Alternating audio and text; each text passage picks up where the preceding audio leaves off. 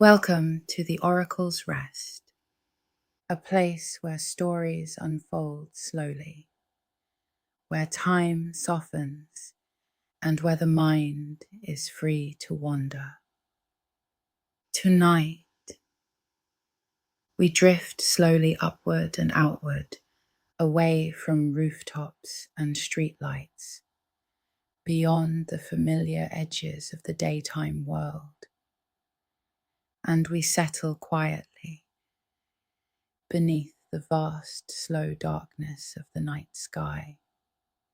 Tonight, we gather 100 small facts about the night sky, about the stars, the planets, the moon, the galaxies, and the gentle phenomena that fill the darkness overhead, not in any rushed or numbered order, not as a list to memorize, simply woven slowly together like points of light scattered across a deep, dark sea.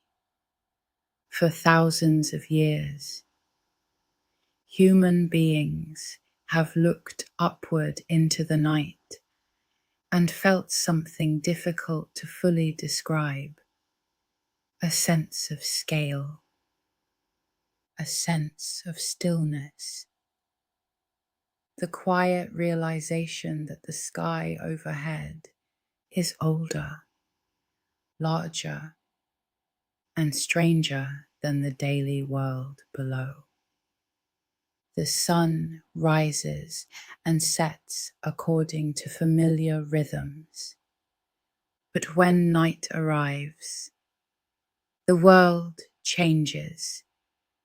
The sky reveals something quieter and far more ancient, a slow turning dome of glittering darkness, scattered with countless distant suns. And the more carefully one looks, the stranger the night sky becomes. The stars appear to twinkle, but the twinkling itself does not actually happen in the stars. It happens in the air above us. Light from a distant star travels for years or centuries across the empty space between worlds, and only in the last few miles, passing through the moving layers of Earth's atmosphere, does that light begin to shimmer. Warm and cool pockets of air gently bend the light, again and again, and so the star seems to flicker softly against the darkness. Planets, by contrast, often shine with a steadier light because they are nearer to us. They appear not as pinpoints, but as tiny disks, and the small atmospheric flickers tend to average out across their wider light. So, on a clear night, the patient observer can sometimes tell stars from planets simply by watching closely for that quiet difference. A planet rests steady. A star flickers gently, even within our small corner of the universe. The distances become difficult to imagine. The nearest star to our own sun is called Proxima Centauri. It rests about 4.2 light years away, even traveling at the speed of light. A journey there would take more than 4 years, and the light of our own sun the star at the center of our own days, takes only about 8 minutes to reach the Earth. So, when sunlight touches your hand, that light left the surface of the sun 8 minutes earlier. The light of more distant stars has been traveling for far longer. Some of the stars you see tonight left their origin centuries ago. Others left thousands of years ago. The night sky, in a quiet way, is also a window into the past. To look upward into the stars is to see, in a sense, an enormous, gentle archive of light, arriving slowly from many different ages of the universe. Many of those distant stars are far larger than our sun. Others are much smaller. Some, like Betelgeuse in the shoulder of the constellation Orion, are red supergiants, so enormous that if one were placed where our sun rests, it would swallow the orbits of the inner planets and reach out toward Mars itself. Others, like Rigel, also in Orion, are blue supergiants, hotter and bluer than our sun, burning fiercely through their fuel. Star color quietly tells temperature. Blue stars are the hottest, with surface temperatures reaching tens of thousands of degrees. White and yellow stars are warmer than our daylit skin. Orange stars are cooler still, and red stars are the coolest of all. The night sky, when watched patiently, slowly reveals these subtle colors above us. A faint blue here, a soft amber there, a red ember in the corner of Orion. Our own sun is a yellow dwarf, classified by astronomers as a G-type star. By cosmic standards, it is fairly ordinary, middle-aged, stable, quietly burning hydrogen into helium for about 4.5 billion years already, with several billion more years still ahead. Stars are classified into spectral types, in a sequence often remembered through the letters O, B, R, G, K, and M. The hottest blue O-type stars sit at one end. The cool red M-type stars sit at the other, and our sun rests quietly somewhere near the middle. Most stars in our galaxy, however, are not bright and dramatic. Most are small, dim red dwarfs, much cooler and smaller than our sun, often invisible to the naked eye, even when fairly close. They burn their fuel so slowly that some may continue shining for trillions of years, far longer than the current age of the universe itself. Above the familiar bright stars, the broad pale band of the Milky Way stretches across the sky on clear dark nights. That band is the combined glow of hundreds of billions of distant stars, gathered together in the great flattened disk of our home galaxy. Estimates suggest our Milky Way contains somewhere between 100 billion and 400 billion stars, though no one can count them precisely. From within the galaxy, we cannot see its full shape easily. We are a small part of it, looking outward from the inside. The center of the Milky Way lies in the direction of the constellation Sagittarius, and at that center rests an enormous black hole called Sagittarius A star.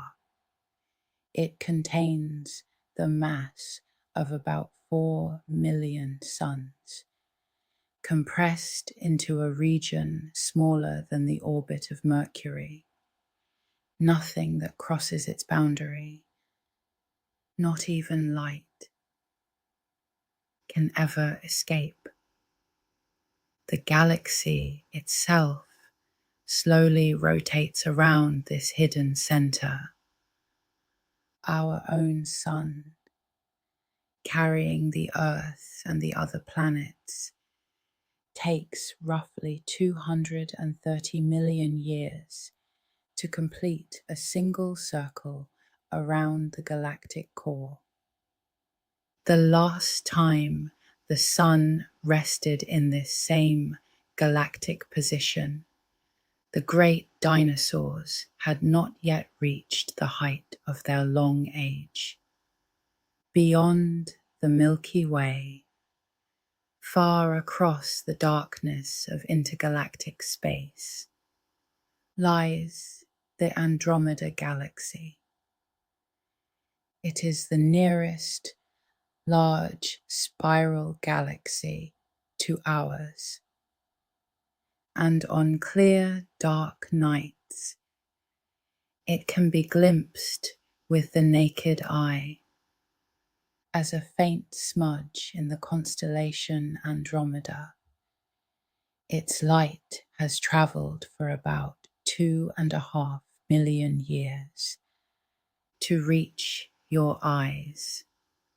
So, when you see Andromeda, you are seeing it as it appeared long before modern human history began. And Andromeda is slowly moving toward us. In about 4.5 billion years, the two galaxies are expected to drift together, merging gradually over hundreds of millions of years into a single larger galaxy. By then, our own sun will likely have begun its own slow ending, but the two great spirals will continue their long dance for ages afterward. Galaxies themselves take many quiet forms. Spiral galaxies, like our Milky Way and Andromeda, with their slowly turning arms. Elliptical galaxies, more rounded and softer, often filled with older stars. Irregular galaxies, lacking any clear shape, often shaped instead by ancient collisions. And throughout the universe, galaxies tend to gather together Our Milky Way belongs to what astronomers call the local group, a small cluster of around 50 or so galaxies. The local group itself lies within the much larger Virgo supercluster, and the Virgo supercluster itself sits within an even greater structure called the Laniakea supercluster. Layers upon layers of structure, stretching outward beyond ordinary comprehension. The visible universe itself, as currently understood, extends about 93 billion light years across, and it has been expanding ever since its beginning, nearly 14 billion years ago, in the event commonly called the Big Bang. Even now, distant galaxies continue moving slowly away from one another, carried along by the expansion of space itself. This expansion was first measured by the astronomer Edwin Hubble, who observed that the farther away a galaxy lies, the faster it appears to be receding. The result is now known as Hubble's law. The universe is not still. It is slowly opening, like a quiet breath continuing outward across enormous spans of time. And much of the universe remains hidden from view. Most of its mass appears to be made of something astronomers call dark matter. It does not shine, does not absorb light, and does not interact in ordinary ways with normal matter. Yet its gravity holds galaxies together. Without dark matter, the spinning galaxies we see would have flown apart long ago. Much of the universe's energy, even more abstract, is attributed to something called dark energy, a subtle pressure pushing the universe to expand more and more quickly over time. The night sky we see is only a small, bright fraction of what is truly there. Most of the cosmos remains dark, quiet, and only indirectly known. Even the question of why the night sky is dark at all has fascinated thinkers for centuries. In a universe full of stars, why is the sky between them not bright? This puzzle is sometimes called Olbers' paradox. The answer involves the finite age of the universe and the expansion of space. Light from the most distant galaxies has either not yet had time to reach us, or has been stretched into wavelengths our eyes cannot see. And so the night sky remains beautifully, peacefully dark. The faint glow of the early universe itself still surrounds us, however, invisible to the eye. It is called the cosmic microwave background, a gentle leftover light from only a few 100,000 years after the Big Bang. now stretched by the expansion of space across nearly 14 billion years. It fills the sky in every direction, an ancient whisper of light, far too faint for our eyes to see, but detected easily by sensitive instruments. The first light of the young cosmos, still drifting softly through the present moment. Some stars, in their endings, leave behind strange remnants. Pulsars are rapidly spinning neutron stars that send out beams of radio waves and other radiation across space.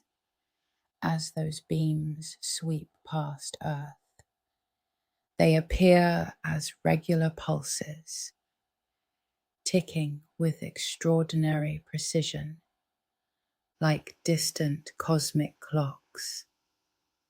Some pulsars rotate hundreds of times per second, each pulse measured in milliseconds. Quasars are different again. They are the extraordinarily bright centers of certain very distant galaxies, powered by massive black holes consuming the matter that surrounds them. The light from quasars has often traveled for billions of years to reach our telescopes, offering glimpses of the universe as it was when it was much younger, closer to home. Our own moon hangs gently in the sky, sometimes a thin crescent, sometimes a full, bright disk. It rests on average about 238,000 miles away, and slowly, almost imperceptibly, it is drifting farther. Each year, the moon moves about 3.8 centimeters more distant from the Earth. Over enormous stretches of time, this slow drift will gradually lengthen our days and reshape our tides. The moon's gravity is what raises the ocean tides. Two tidal bulges form across the Earth, one beneath the moon and one on the far side. And as the Earth rotates, coastlines pass through these bulges, producing the familiar rise and fall of the seas. We always see the same side of the moon. This is because the moon is tidally locked with Earth, rotating once on its own axis, in the same time it takes to orbit us. The far side, sometimes poetically called the dark side, is not actually always dark. It simply faces away from Earth. It was first photographed by a Soviet spacecraft in 1959 and not seen directly by human eyes until astronauts later orbited around it years afterward.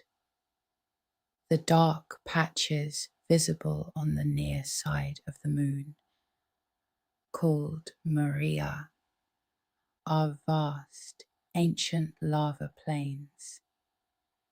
They were formed by volcanic activity billions of years ago, when molten rock flooded across the cratered surface and cooled into smooth, dark basalt.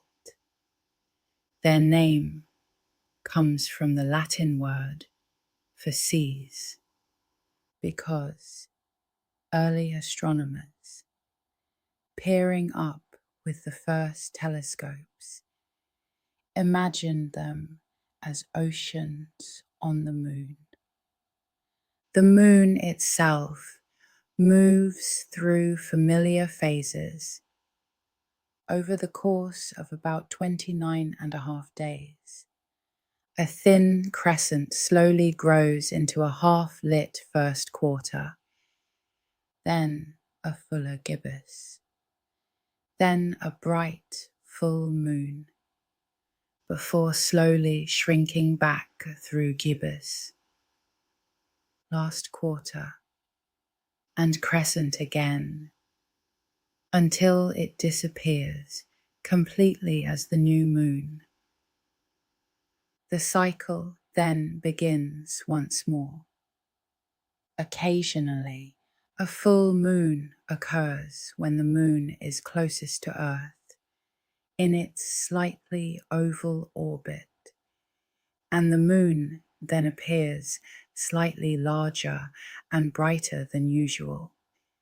This is sometimes called a supermoon, when two full moons fall within the same calendar month. The second is sometimes called a blue moon, though it does not actually appear blue. The harvest moon, the full moon nearest the autumn equinox, often rises soon after sunset for several nights in a row, traditionally providing extra evening light for farmers gathering crops. Sometimes the moon passes into the Earth's shadow, and a lunar eclipse occurs. The moon often turns a deep coppery red during these events, because sunlight bends through Earth's atmosphere and reaches the moon filtered, with the red wavelengths passing most easily through air. Other times, the moon passes between the sun and Earth, and a solar eclipse takes place. By a remarkable coincidence, the moon and the sun appear almost the same size in our sky, even though the sun is far larger and far more distant. This rare alignment allows the moon, during total solar eclipses, to briefly cover the sun, revealing the soft, pearly corona around it. Solar eclipses themselves come in several quiet varieties. A total solar eclipse occurs when the moon completely covers the sun, briefly turning day into a strange, soft twilight. An annular eclipse occurs when the moon is slightly farther from Earth and does not quite cover the sun, leaving a thin, glowing ring of sunlight around the dark disk of the moon. A partial solar eclipse occurs when only a portion of the sun is hidden. The longest possible total solar eclipse can last just over 7 minutes, though most last only a few minutes at any given location, before sunlight returns and the day continues onward. Even when the moon appears mostly dark, you may sometimes see the unlit portion glowing faintly. This soft glow is called earthshine.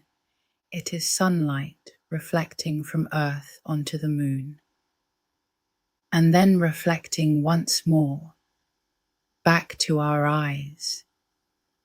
The moon in those quiet moments is illuminated by the soft, pale light of our own daylit planet. The moon also helps stabilize the tilt of the Earth itself. Without our large companion, the Earth's axis would likely wobble more chaotically, and our seasons might shift dramatically across long stretches of time. The moon's quiet presence has steadied the cycles of climate that have shaped the long history of life on Earth. Among the planets, several are bright enough to see easily with the naked eye: Mercury, Venus, Mars, Jupiter, and Saturn have been known since ancient times, long before telescopes, long before written history. These slowly moving lights were observed and named by countless cultures around the world. Venus is often the brightest object in the sky after the sun and the moon. It can shine so brilliantly at dawn or dusk that it has often been mistaken for an aircraft, a lantern, or even an unidentified object hovering above the horizon, because of when it appears. Venus has long been called both the morning star and the evening star, though it is the same single planet either way, simply seen at different times of its orbit. Mars appears reddish, its color caused by iron oxide or rust on its dry desert surface. To ancient peoples, that red color often connected Mars with war or fire or blood. Today, we know it as a cold, rocky world about half the size of Earth, with thin air, frozen polar caps, and the tallest volcano in our solar system, called Olympus Mons. That single volcano rises nearly 14 miles above the surrounding plains, far taller than any mountain on Earth. Jupiter, the largest planet in our solar system, appears as a steady, bright disk. Even small telescopes reveal its 4 largest moons, first observed by Galileo more than 400 years ago. Those 4 moons, called Io, Europa, Ganymede, and Callisto, can be seen tonight as faint points of light beside Jupiter, shifting position from night to night. Jupiter altogether has nearly 100 known moons, though most are tiny captured asteroids. Ganymede, the largest of them, is actually larger than the planet Mercury, the smallest of the major planets, a moon larger than a world. Saturn shines softer and golden in the night sky. Through a small telescope, its famous rings appear, delicate and pale, composed mostly of countless particles of ice and rock, ranging from the size of dust grains to the size of houses. Saturn is so low in density that, in theory, it would float on water if a basin large enough could ever be found. Mercury, closest to the Sun, is small and rocky and difficult to see, often lost in the glow of dawn or twilight. It races around the Sun in only about 88 days, completing its year far faster than any other planet. Uranus and Neptune, the more distant ice giants, are usually too faint for the unaided eye. Uranus is unusual in that it rotates on its side, tilted nearly perpendicular to its orbit, possibly due to an ancient collision early in the solar system's history. Neptune has the strongest winds in our solar system, with storm gusts that can exceed 1,000 miles per hour. Both worlds appear as faint, pale blue dots. Even through large telescopes, each planet has its own quiet character. On Venus, the surface temperature reaches around 900 degrees Fahrenheit, hot enough to melt lead. Beneath an atmosphere of thick carbon dioxide and clouds of sulfuric acid, a day on Venus is actually longer than its year because Venus rotates extremely slowly and in the opposite direction from most other planets. The Sun, if it could be seen through the thick clouds, would appear to rise in the west and set in the east. Jupiter is so large that more than 1,300 Earths could fit inside it. Its most famous feature is the Great Red Spot, an enormous storm larger than the Earth itself, which has been raging for at least several hundred years. It was first observed in the 1600s, and although it has slowly shrunk in size, it continues to swirl steadily across Jupiter's southern hemisphere. Saturn has its own quiet wonder.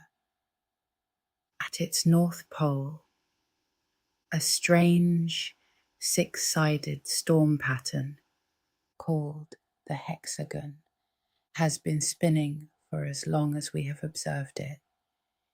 Each side of the hexagon is wider than the diameter of Earth.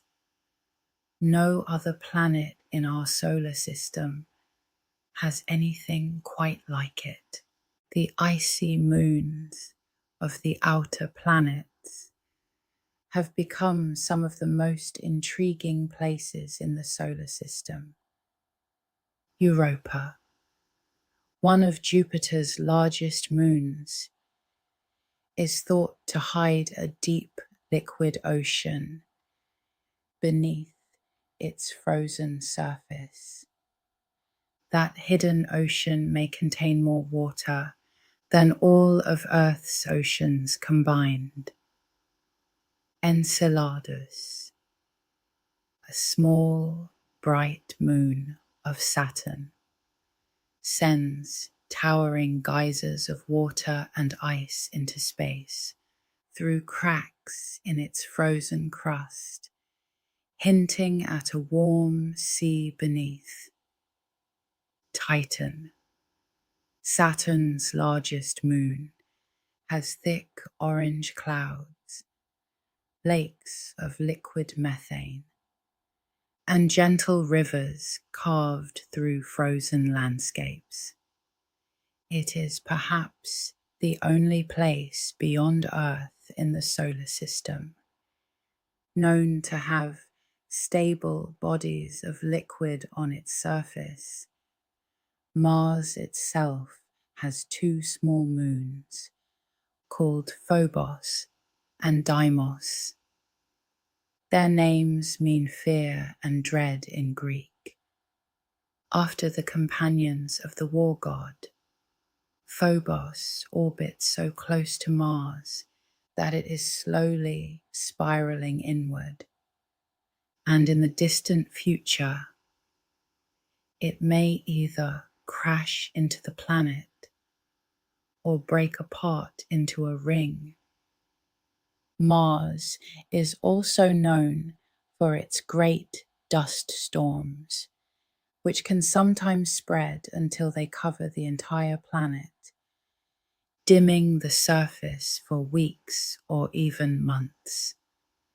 Between the orbits of Mars and Jupiter lies the asteroid belt, a wide region scattered with countless rocky and metallic bodies.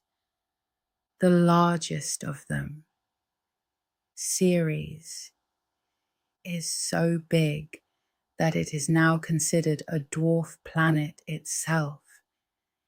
Yet, despite the way it appears in stories, the asteroid belt is mostly empty space. A spacecraft can pass through it without ever coming close to a single asteroid. The orbits of the planets all lie roughly in the same flat plane, called the ecliptic. They all travel around the sun in the same direction. This shared shape and motion is a quiet memory of the spinning cloud of gas and dust from which the solar system formed more than 4.5 billion years ago. Across the night sky, the ancient pattern finders of every culture grouped the stars into constellations. Today, astronomers officially recognize 88 constellations, covering every part of the celestial sphere. Some are vast and faint, others are small and bright. The constellations of the zodiac are the 12 through which the sun, moon, and planets appear to travel from our perspective.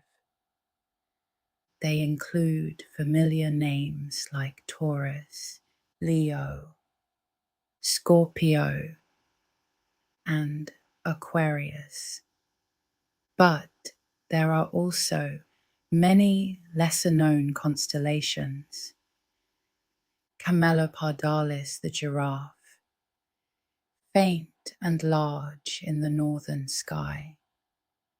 Lacerta the lizard, slipping quietly between Cygnus and Andromeda. Equileus, the little horse, second smallest of all the constellations. Microscopium, Antlia, the air pump. Quiet patterns named more recently than the ancient ones, often invented in later centuries to fill in unmapped corners of the sky. Many of the most recognizable star patterns are not full constellations at all, but asterisms, smaller groupings within or across constellations. The Big Dipper is an asterism within the larger constellation, Ursa Major, the Great Bear.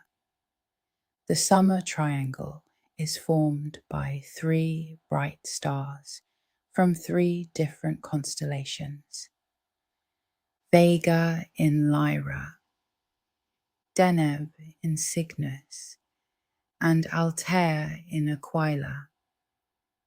The winter triangle is shaped by Betelgeuse in Orion, Sirius in Canis Major, and Procyon in Canis Minor. Sirius, the brightest star in Earth's night sky, lies only about 8.6 light years away. Its name comes from a Greek word meaning glowing or scorching. To the ancient Egyptians, the rising of Sirius before sunrise once marked the annual flooding of the Nile, and so it became deeply tied to agriculture, calendars, and timekeeping. An entire civilization, quietly synchronized to the rhythm of a single distant star. The constellation Orion is among the easiest in the sky to recognize. Its 3 bright belt stars sit nearly in a line, above and below the belt. 4 bright stars mark the shoulders and feet of the hunter. Within Orion, just below the belt, lies the Orion Nebula, a vast region of glowing gas and dust, faintly visible to the naked eye, as a soft smudge in Orion's sword. Through binoculars or a telescope, it reveals itself as a great luminous cloud, a stellar nursery where new stars are still being born. Nebulae are clouds of gas and dust drifting through space. Some glow softly, lit from within by hot young stars.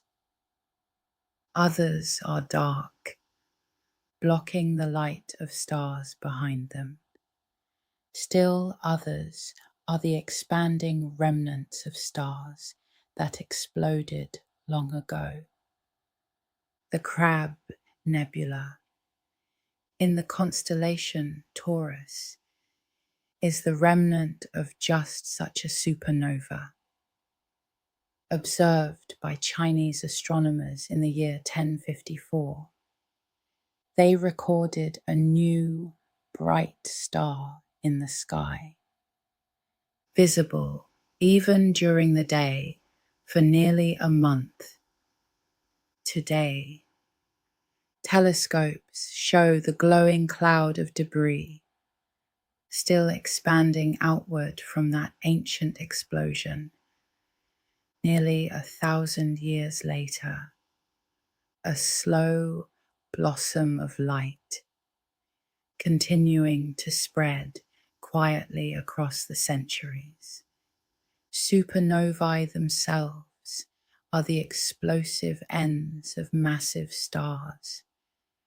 When a large star exhausts its nuclear fuel, its core collapses suddenly, and the outer layers blast outward in a brilliant burst of light.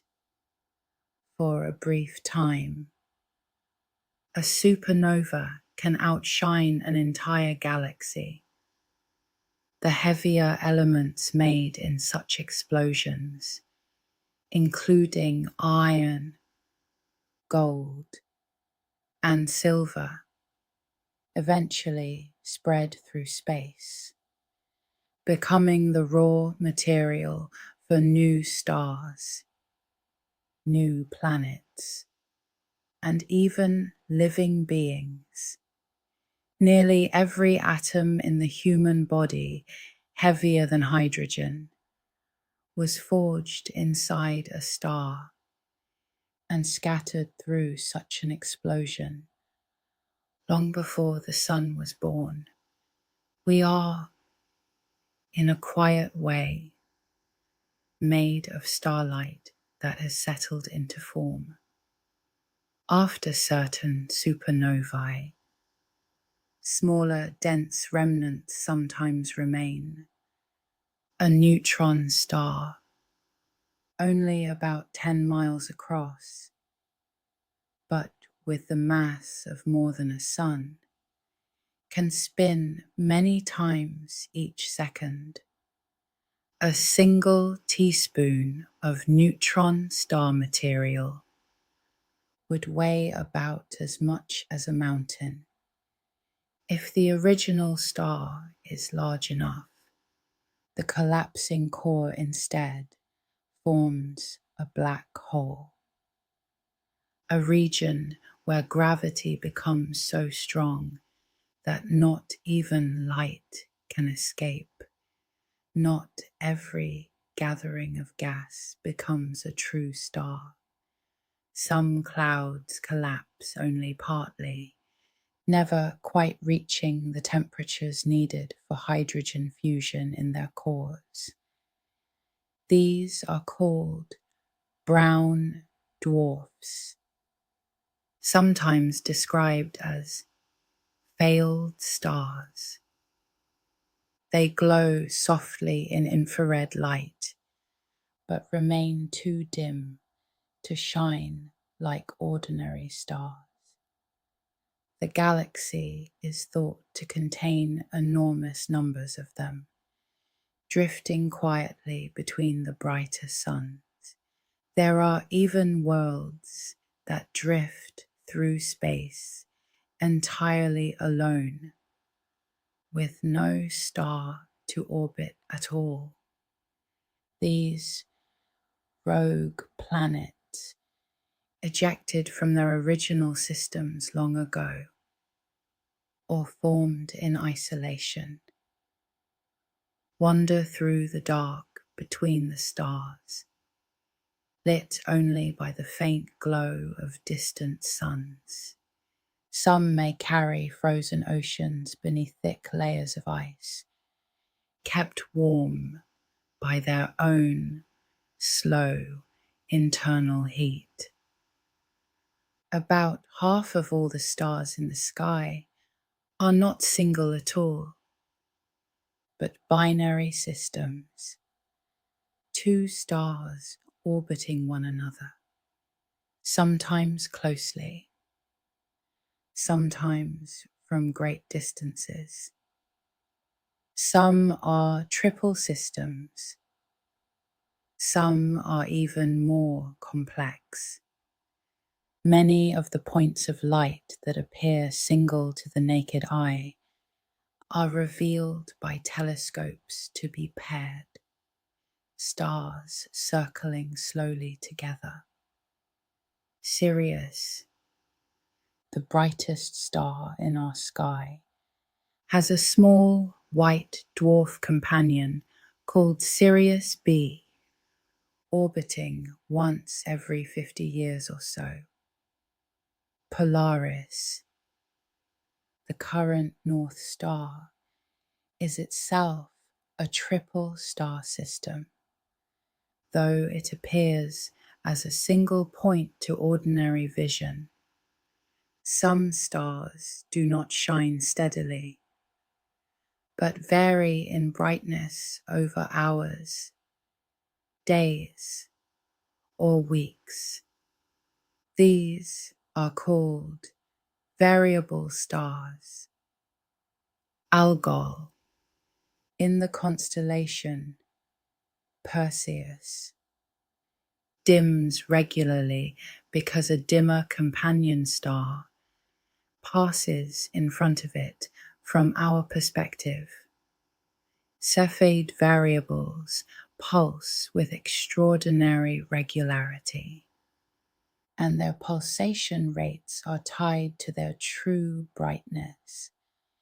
By measuring how dim a Cepheid appears compared to how bright it truly is, astronomers can calculate distances across the galaxy and beyond. These small, flickering stars became one of the great rulers of the universe. The bright red star, Antares, in the heart of the constellation Scorpius, is another red supergiant.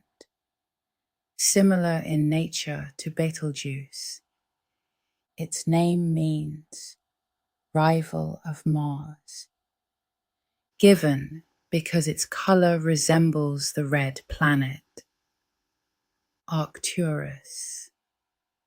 The bright orange star in the constellation Bootes is one of the brightest stars in the northern sky and lies only about 37 light years away.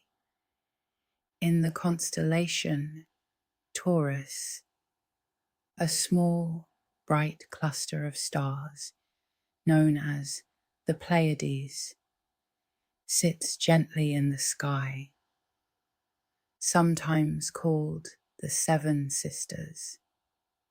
The Pleiades contain hundreds of stars, though only a handful are easily visible without a telescope. Their soft blue glow has been recognized and named by cultures across the world. For thousands of years, the Pleiades are an example of an open star cluster, a loose grouping of stars born together from the same cloud of gas and dust. Open clusters are usually young by cosmic standards, often only a few 100 million years old. Globular clusters are entirely different. They are dense spherical groups of hundreds of thousands or even millions of stars, bound tightly together by gravity. Most globular clusters orbit far above and below the plane of our galaxy, and they contain some of the oldest known stars, nearly as ancient as the universe itself. The bright globular cluster Omega Centauri in the southern sky contains roughly 10 million stars and can sometimes be seen with the naked eye as a faint, hazy patch. There are many other quiet patterns above the northern hemisphere worth noticing. Cassiopeia forms a slow letter W against the northern sky, named after a vain queen in Greek mythology. Cygnus the swan, often called the Northern Cross, glides through the summer Milky Way, with its brightest star, Deneb, forming one corner of the summer triangle. Lyra, the harp, holds the brilliant blue-white star Vega. Bootes the herdsman is anchored by warm orange Arcturus. And in the constellation, Hercules sits the great globular cluster. 13. A soft, glowing ball of hundreds of thousands of stars, faintly visible through binoculars on dark nights. The distances between these stars are difficult to imagine A single light year is roughly 5.9 trillion miles. A parsec, another unit astronomers often use, is about 3.26 light years. The speed of light itself, the fastest motion in the universe, is about 186,000 miles per second.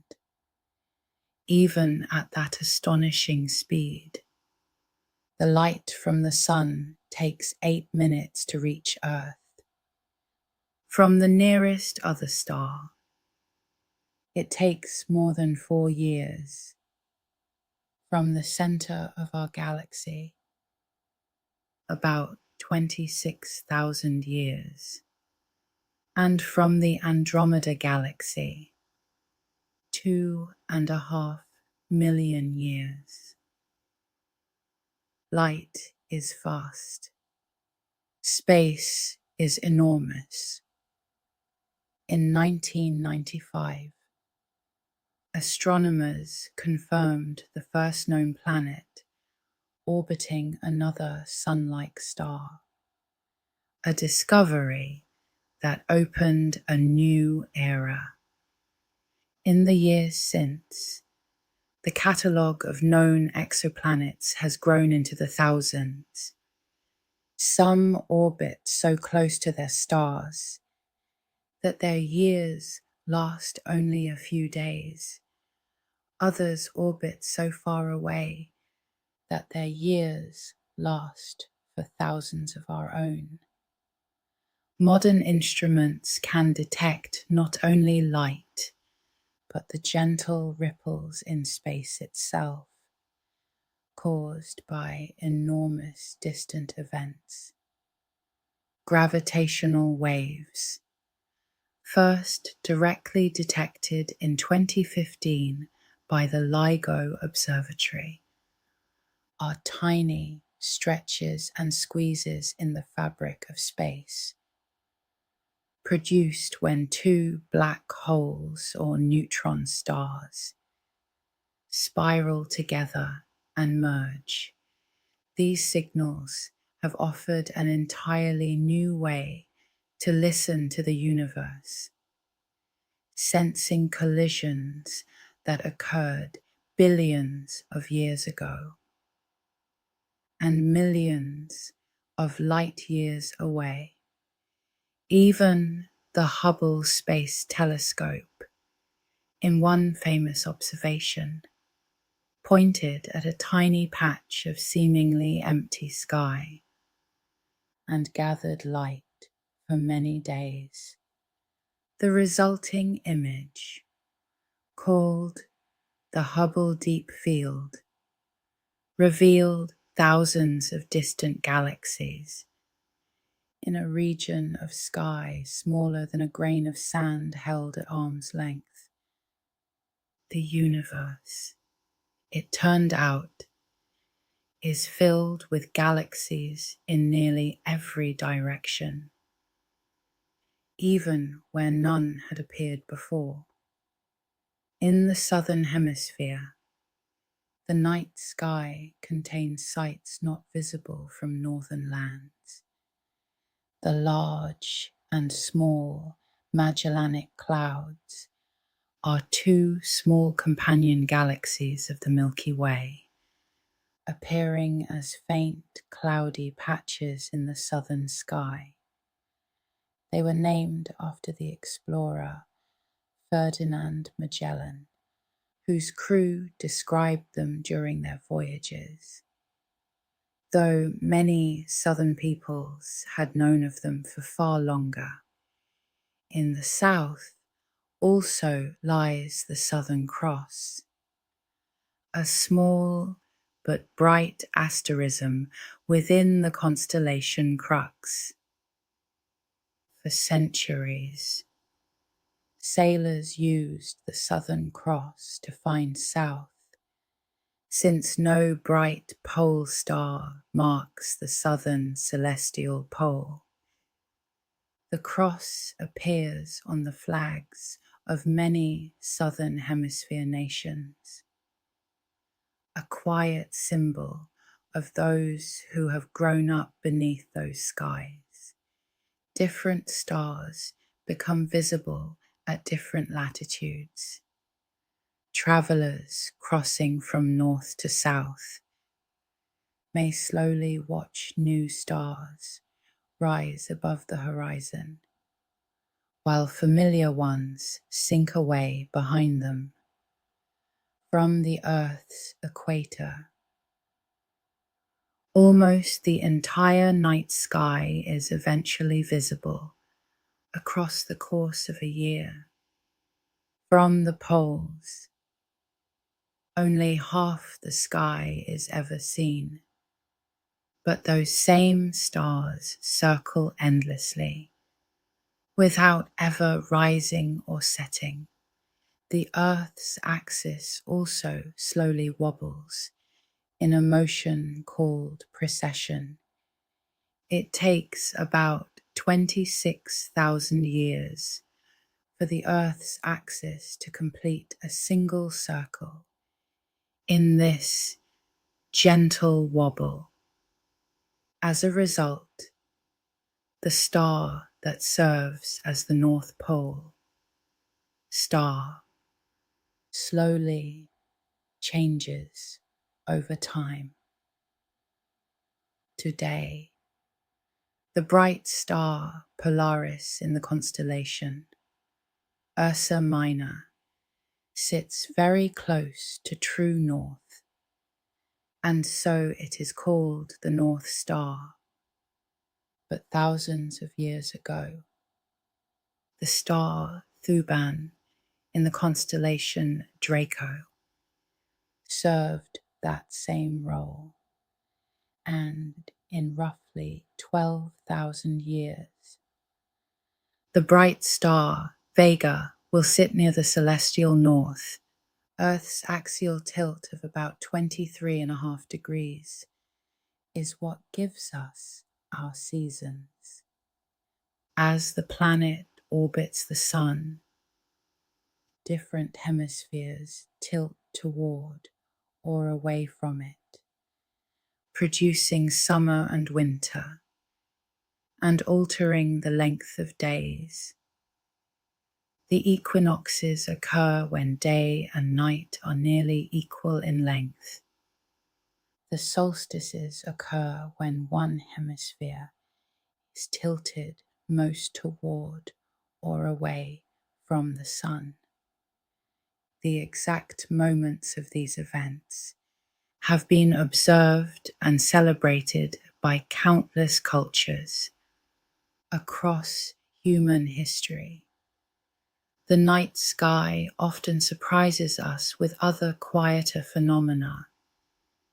Meteors, sometimes called shooting stars, appear when small fragments of rock or dust enter the Earth's atmosphere and burn up from friction. Most of these particles are no larger than a grain of sand, yet they produce streaks of light that can flicker across the sky in less than a second. Each year, the Earth passes through several streams of debris left behind by comets, producing meteor showers. The Perseids arrive in August, the Geminids in December, the Leonids in November. On peaceful nights during these showers, a patient observer may see dozens of meteors drifting silently across the sky, each one a tiny fragment ending its long, quiet journey through space. Comets themselves move along long, elongated orbits around the sun. Most spend much of their time in the cold outer reaches of the solar system, but occasionally One swings closer, warming until its frozen surface releases gas and dust, forming a glowing tail that can stretch for millions of miles. Halley's Comet is among the most famous, returning roughly once every 76 years. Its appearance has been recorded throughout history by many cultures, going back more than 2,000 years. Its last visit was in 1986. Its next is expected around 2061. Other comets have left their own quiet impressions on history. Hale-Bopp in the late 1990s became one of the brightest comets of the 20th century, visible to the naked eye for many months. Comet Neowise, more recently, drifted gently through the summer skies of 2020, surprising people who happen to look upward at twilight. Most comets carry two tails. In fact, a pale dust tail that traces the path of the comet, and a fainter blue ion tail that always points away from the sun, pushed gently by the solar wind. Meteor showers themselves are also strangely beautiful in their connections. The Perseids come from the dust left behind by Comet Swift-Tuttle. The Leonids come from Comet Tempel-Tuttle. The Orionids and the Eta Aquariids, in two separate annual showers, both come from the long fading trail of Halley's Comet. Even when the comets themselves are far away in the dark outer solar system, the dust they once shed continues to drift through Earth's orbit. And each year, our planet sweeps through it again. In the high latitudes, the night sky sometimes blooms with the gentle glow of the auroras. The northern lights, called the aurora borealis, and their southern counterpart, the aurora australis, appear when charged particles from the sun collide with gases high in Earth's atmosphere. Oxygen often produces soft greens and reds. Nitrogen contributes blues and purples. The colors shift and ripple slowly, almost like curtains of light drifting overhead. Auroras take many gentle shapes. Diffuse glows along the horizon, long curving arcs stretched across the northern sky. Tall vertical pillars that rise and fall like quiet flames. Rippling curtains that drift slowly across the heavens. Most auroral activity happens between 60 and 200 miles above the surface of the Earth, far higher than any ordinary cloud. From the ground, the lights often seem close and almost tangible. From orbit, they appear as soft, glowing rings encircling the polar regions of the planet.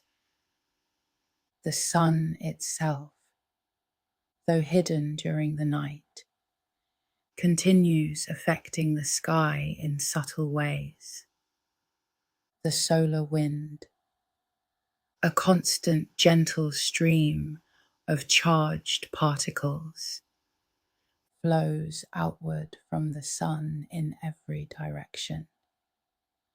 Occasional bursts called coronal mass ejections release enormous quantities of matter into space.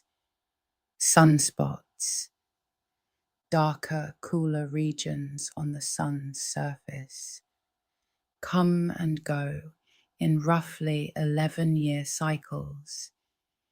During strong solar storms, auroras can sometimes spread far beyond their usual polar regions, occasionally seen at much lower latitudes than expected.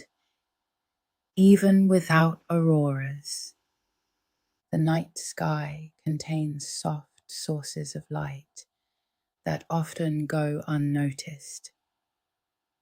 The zodiacal light is a faint, diffuse glow along the path of the sun's apparent journey through the sky, caused by sunlight scattering off tiny dust particles. In the plane of the solar system, it can sometimes be seen as a pale triangular cone of light, rising from the horizon after twilight or before dawn. The Gegenschein, even fainter, appears as a soft glow exactly opposite the sun's position in the sky, also caused by scattered dust drifting through the solar system, and the upper atmosphere itself produces a quiet phenomenon called airglow, a soft chemical luminescence given off by oxygen and nitrogen atoms high above the earth, gently brightening even the darkest skies. Twilight itself has 3 phases recognized by astronomers.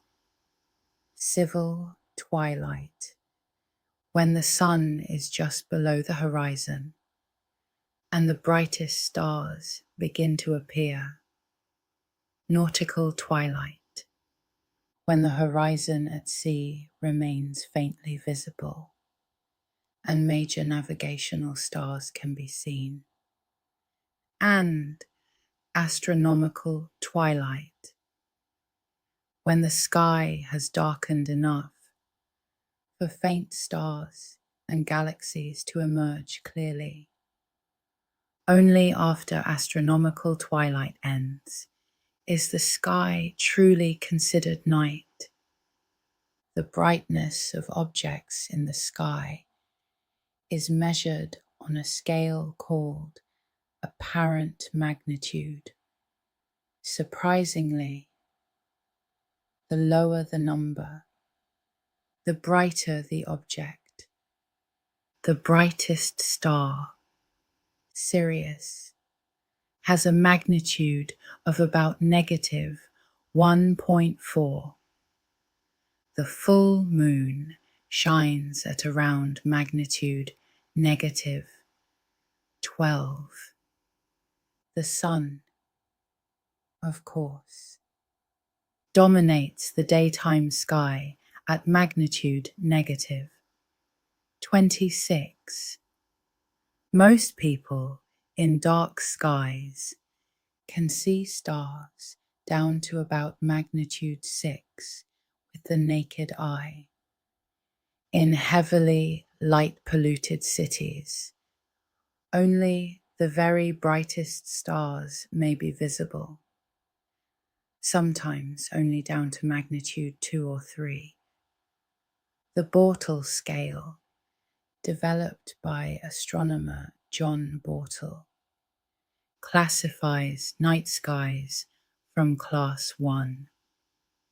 The darkest possible skies, far from any artificial light, to Class 9, the inner city sky, where almost no stars can be seen. Standing beneath the class, one sky can be a remarkable experience. The Milky Way casts a faint shadow. Hundreds of stars glitter where most people see only a handful. The horizon itself seems to disappear into the slow darkness above. Light pollution itself is a relatively recent phenomenon in human history. For most of our existence, true darkness arrived each night. Today, large portions of the world's population live under skies so brightened by artificial light that the Milky Way itself can no longer be seen from where they live. Yet in remote regions, in deserts and mountains, and out at sea, the ancient dark sky still remains, glittering with countless stars, much as it has for thousands of years. Beyond the natural night sky, humanity has added objects of our own. The International Space Station orbits the Earth about every 90 minutes, and on clear nights it can often be seen passing overhead as a bright, steady point of light, brighter even than most stars. Many other satellites also move across the night sky, sometimes faintly, occasionally in long trains of light shortly after launch. Some of the oldest satellites have been orbiting for decades, slowly tracing their paths above us. Telescopes have extended human vision far further than the unaided eye ever could. The Hubble Space Telescope, launched in 1990, has shown us deep images of galaxies billions of light years away, peering into corners of the universe never before seen. The James Webb Space Telescope, launched in 2021, captures infrared light from even more distant and ancient objects, looking closer to the earliest moments after the Big Bang than ever before. Robotic spacecraft have also extended our reach into the solar system itself. The Voyager probes, launched in 1977, have left the solar system entirely and continue traveling outward through interstellar space. They carry small golden records of human sounds and images in case any distant traveler ever finds them. The records contain greetings in 55 languages, the sound of a heartbeat, music from many cultures, and images of life on Earth. They are now the most distant human-made objects in existence, drifting slowly through the great quiet of the galaxy. Other spacecraft have visited nearer worlds in great detail. The Cassini mission spent 13 years orbiting Saturn, studying its rings and moons, before finally diving into the planet's atmosphere in 2017. The Juno mission continues to circle Jupiter, peering beneath its swirling clouds. The New Horizons probe flew past Pluto in 2015, sending back the first clear images of that distant frozen world. Several rovers have wandered slowly across the surface of Mars, sending back images of red, rocky plains, ancient, dry riverbeds, and pale pink skies at sunset. Spacecraft have also briefly landed on asteroids and even on a comet, gently touching down on worlds smaller than cities. The discovery of planets around other stars has become one of the most remarkable advances of recent decades. Thousands of these exoplanets have now been identified, ranging from massive gas giants larger than Jupiter to small, rocky worlds about the size of Earth. Some lie within what is called the habitable zone of their stars, a narrow band where temperatures could allow liquid water to exist. The TRAPPIST-1 system, about 40 light-years from Earth, contains 7 roughly Earth-sized planets, orbiting a small, cool star, several of them within that gentle habitable zone. Whether life exists on any of them remains unknown. Distant worlds drift quietly in the cold.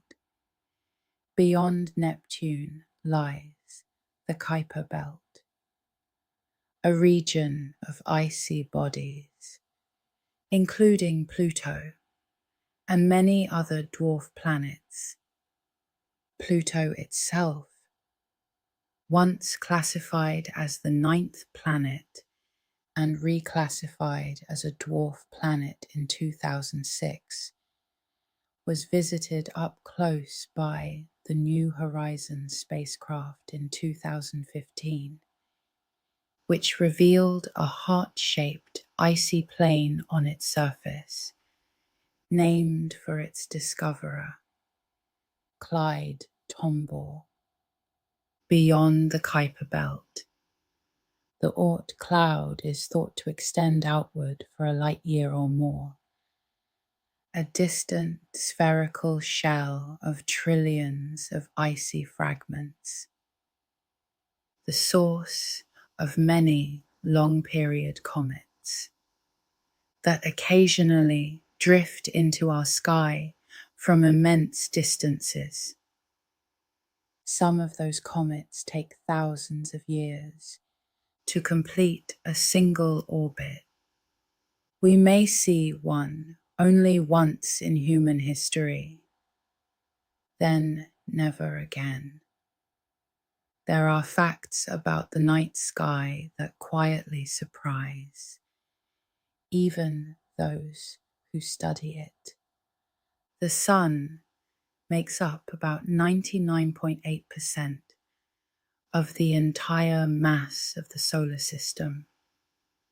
Everything else, all the planets, all the moons, all the asteroids and comets, together make up less than 1%.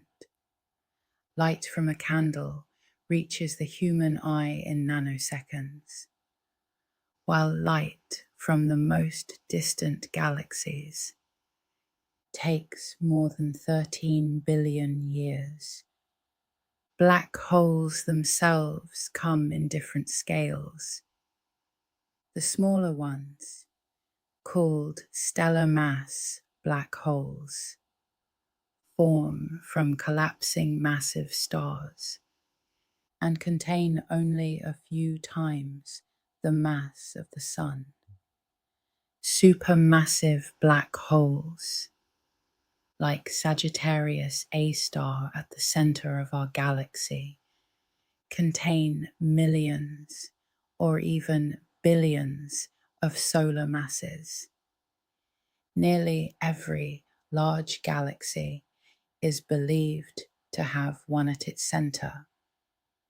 The boundary around a black hole, beyond which nothing can return, is called the event horizon. It is not a wall, but a region in space, where the very fabric of distance and time bends inward. Beyond Andromeda, the Milky Way has other galactic neighbors. Triangulum, the third largest galaxy in the local group, can also be seen faintly on very dark nights as a soft glow in the constellation of the same name. Farther out, beyond the local group, lie famous galaxies that have become familiar names in deep sky imagery. The Sombrero Galaxy, with its bright central bulge and dark dust lane, resembles a wide-brimmed hat seen edge-on. The Whirlpool Galaxy, a graceful spiral with a smaller companion galaxy beside it, has been photographed countless times by amateur and professional astronomers. Different seasons reveal different constellations overhead. In winter, the brilliant patterns of Orion, Taurus, Gemini, and Canis Major rise high in the evening sky. In spring, Leo, Virgo, and Bootes climb upward. In summer, the great triangle of Vega, Deneb, and Altair rides overhead, while Scorpius and Sagittarius lie low along the southern horizon, marking the direction of the galactic center. In autumn, Pegasus, Andromeda, and Cassiopeia drift slowly across the eastern sky. The seasons turn quietly above us, year after year, in the same long, ancient cycle. The sun itself, when studied closely, reveals more than just sunspots. Its outer atmosphere, called the corona, extends millions of miles into space and can be seen only during total solar eclipses or with specialized instruments. Long arches of glowing plasma, called prominences, loop outward from the surface, following invisible magnetic fields. Occasionally, planets pass between the Earth and the Sun, producing what astronomers call transits.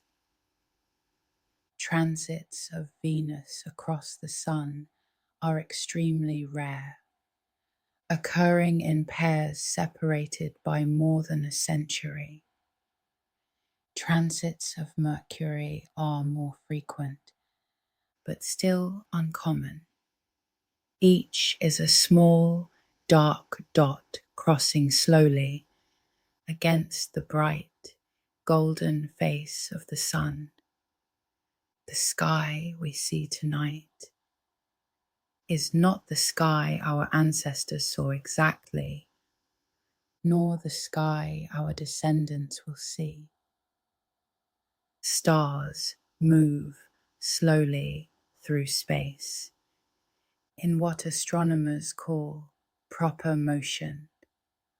Over thousands of years, the familiar shape of constellations gradually shifts. The Big Dipper today is not the same shape it was in the time of ancient civilizations, and it will look subtly different again in the distant future. New stars are born in nebulae. Old stars die and scatter their dust. The universe itself continues quietly expanding. And yet, on the timescale of a single human life, the sky overhead remains remarkably steady, a slowly turning dome of distant light. For most of human history, before the invention of the telescope, the night sky was studied with patient eyes alone. The pyramids of ancient Egypt are aligned with the cardinal directions to a remarkable precision, and certain shafts within the Great Pyramid appear to have once pointed toward important stars. Ancient Mayan astronomers tracked the movements of Venus with extraordinary accuracy. Stonehenge in southern England was oriented carefully with the rising sun of the summer solstice. Polynesian navigators crossed thousands of miles of open ocean, using their detailed knowledge of stars, currents, and wave patterns.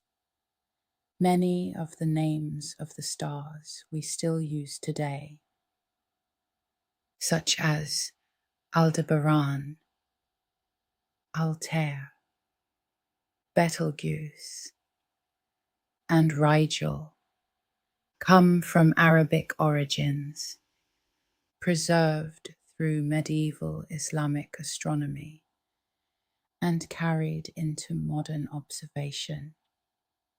The first telescopes in the early 1600s transformed human understanding of the sky almost overnight. Galileo turned a small instrument upward and saw mountains on the moon, moons around Jupiter, and the countless stars hidden within the soft glow of the Milky Way. Phases of Venus revealed that Venus, like the moon, orbits the sun. Saturn's rings, at first too faint to fully understand, gradually revealed themselves over the following decades.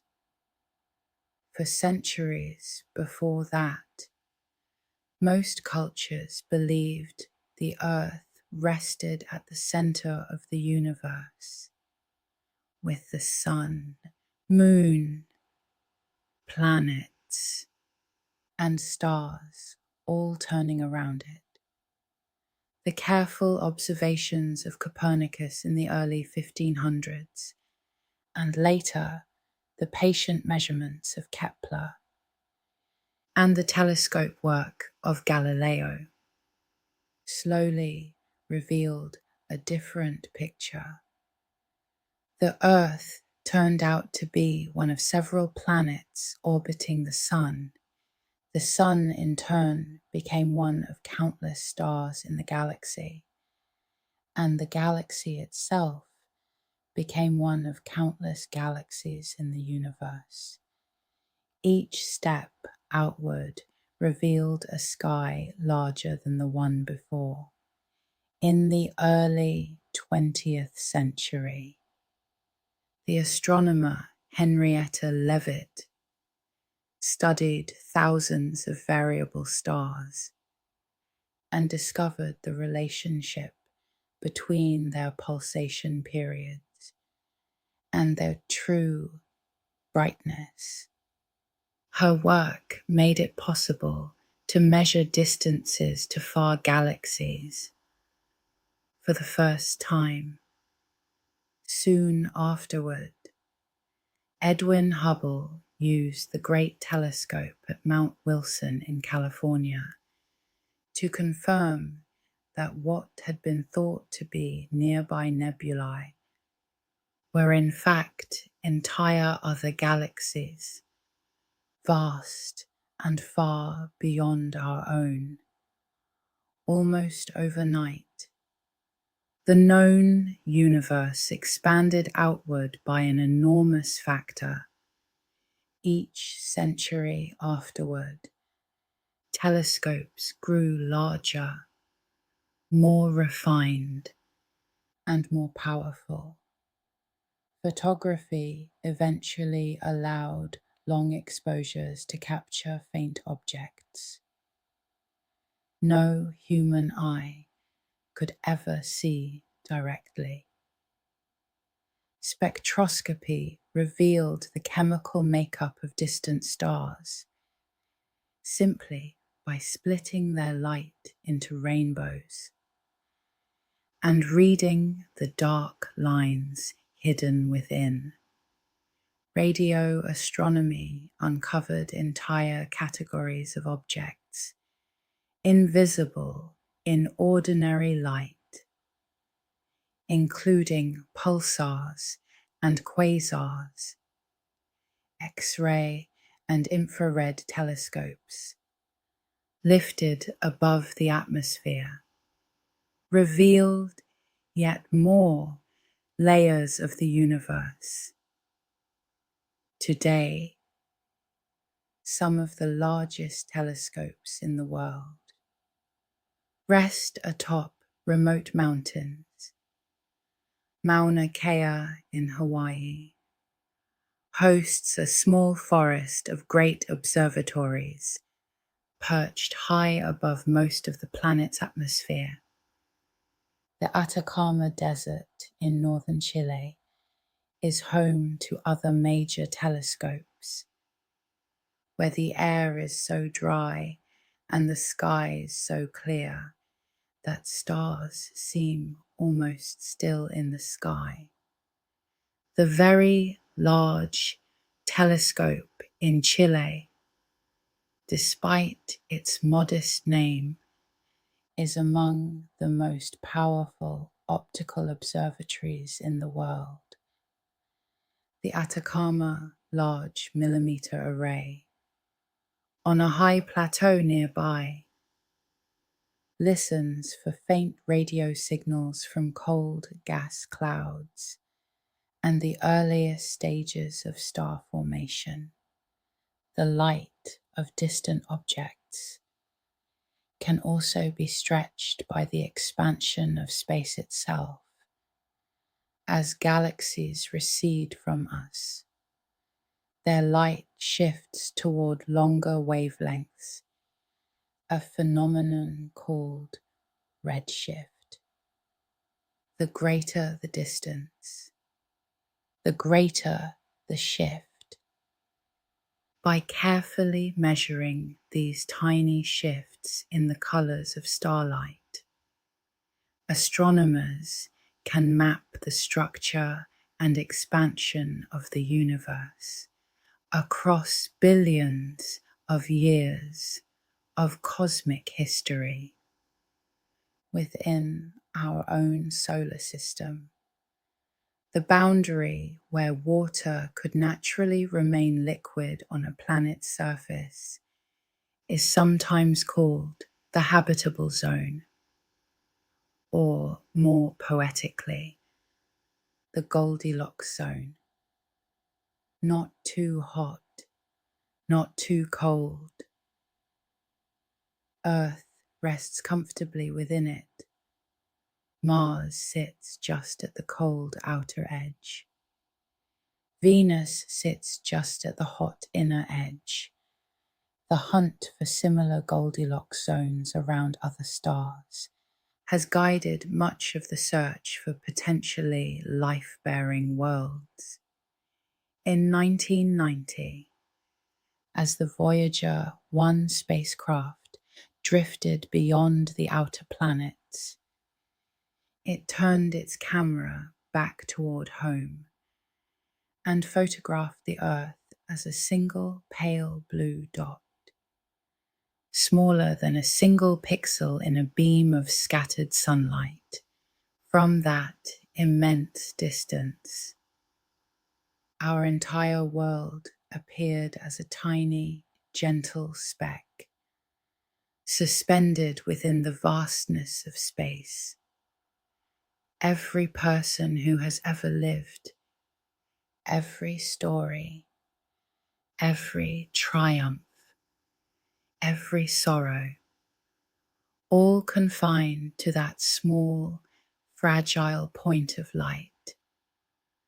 And still, the night sky remains, in many ways, a quiet companion to ordinary life. Most of what is overhead does not require a telescope.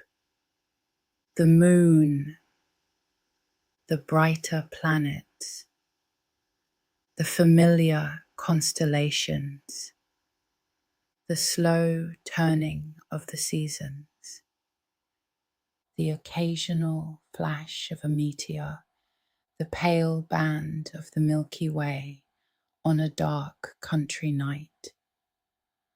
All of these are available to the unaided eye, asking only a little patience and a little darkness. There is something soothing about that availability. The same sky exists overhead for everyone, regardless of where they live, regardless of what they own, regardless of what kind of life they happen to be passing through. Some people may live their entire lives beneath bright city skies and rarely see more than a handful of stars. Others may stand beneath remote desert skies and see the Milky Way arch overhead in a great silver river of light. But the sky itself is shared quietly, without effort, without ownership. Auroras, it turns out, are not unique to Earth. Jupiter has enormous auroras above its polar regions, fed by both the solar wind and particles from its moon, Io. Saturn has auroras shimmering at its poles as well, visible in ultraviolet images. Even Uranus and Neptune produce their own faint polar lights. Across the solar system, glowing curtains of charged particles drift quietly above many distant worlds, in colors and patterns shaped by their own magnetic fields and atmospheres. The moon itself was likely born from violence long ago. The leading scientific explanation, called the giant impact hypothesis, suggests that a Mars-sized object struck the early Earth more than 4 billion years ago. The collision flung enormous amounts of material into orbit, and over time, that debris gathered together into the moon we see tonight. The moon's surface, covered in fine grey dust called regolith, still preserves the marks of countless impacts, spanning billions of years, without weather or running water to erase them. Those craters remain almost untouched, even after the entire age of complex life on Earth. Our solar system itself is moving constantly through the galaxy. The Sun, carrying all its planets, travels around the center of the Milky Way at roughly 820,000 kilometers per hour. Even as the Earth orbits the Sun and the Moon orbits the Earth, all of us together are sweeping along in this long, quiet galactic journey, never quite returning to the same place in space twice. Each night, sky we ever see has, in a sense, been carried gently to a new position in the galaxy. The question of whether life exists anywhere else in the universe remains one of the oldest and quietest questions human beings have asked. Programs that listen for radio signals from distant civilizations, often grouped under the name SETI, have searched portions of the sky for many decades. So far, no confirmed signals have been found. In 1977, a single unusual radio burst, later called the WOW signal, was recorded by a telescope in Ohio, but it has never been observed again, and its true nature remains unknown. The search continues, patient and gentle, scanning the slow darkness above for any quiet message. Ancient peoples often built remarkable instruments simply to track the slow motions of the sky. The Antikythera mechanism, discovered in a Greek shipwreck off the island of Antikythera, dates from more than 2,000 years ago. It is a small bronze device of intricate gears, capable of predicting eclipses and tracking the positions of the Sun, Moon, and known planets. For its time, it was extraordinarily complex, and its rediscovery hinted at how seriously ancient peoples had studied the sky long before the invention of the telescope. Even our calendar reflects an old conversation with the heavens.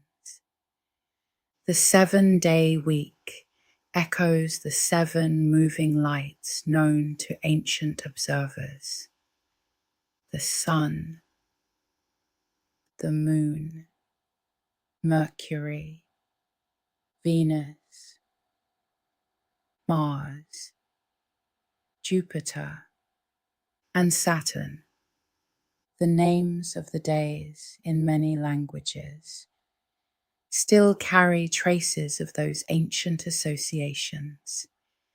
The months loosely follow the cycle of the moon.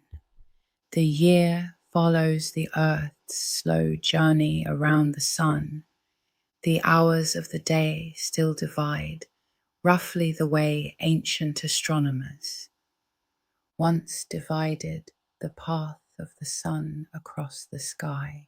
Even in modern times, when much has been measured, named, and catalogued, the night sky retains its quiet emotional power. A person standing beneath the stars often feels something difficult to put into words, a sense of scale, a sense of belonging to something far larger than the ordinary day. The constellations overhead were shining long before any of us were born, and they will continue shining long after each of us is gone.